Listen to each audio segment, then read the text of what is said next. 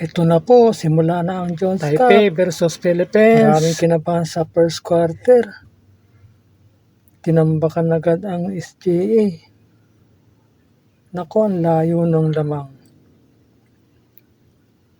Napa-time out agad tuloy ang SGA coach dahil sa layo ng lamang. 12-1. Unang ratsyada ng Taipei. Dahan-dahan itong hinabol ng SGA. Inunti-unti nila mula sa pangunguna ni Miller at ni Robertson. Unti-unti sila nakadikit. Inunti-unti nila ang lamang ng Chinese Taipei para sila makalapit sa mga hustle ni Robertson.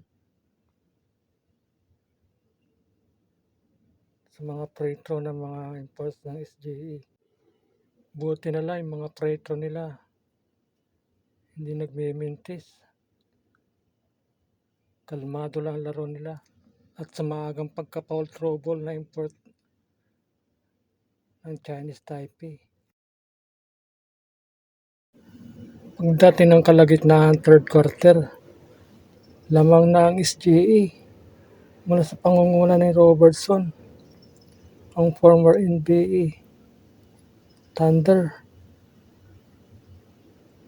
Inunti-unti niya ito sa kanyang hustle, rebound at free throw. Nakahabol ang SGA, lumamang pa sila.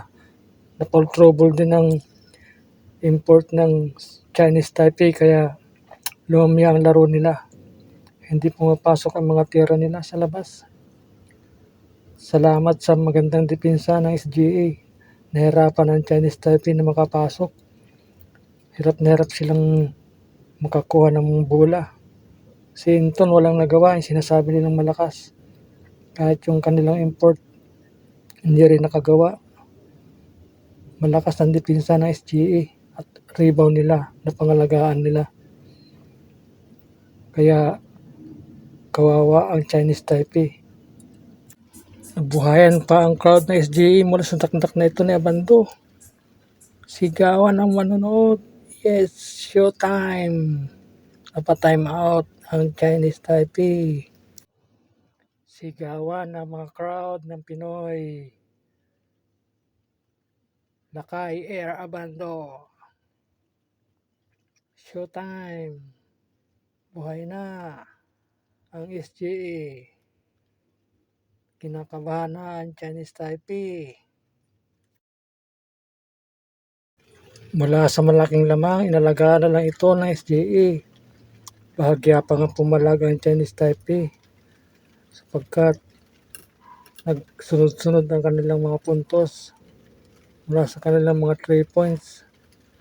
Pero sa bandang huli, nakuha ng SGA ang panalo. Hindi na nagawang mahabol ng Taipei ang lamang ng SGA. Naubusan na sila ng oras. No cooking show this time. Hindi naisalba ng referee ang Chinese Taipei. Panalo tayo, 1-0 na ang SGA. Mabuhay ang Pilipinas.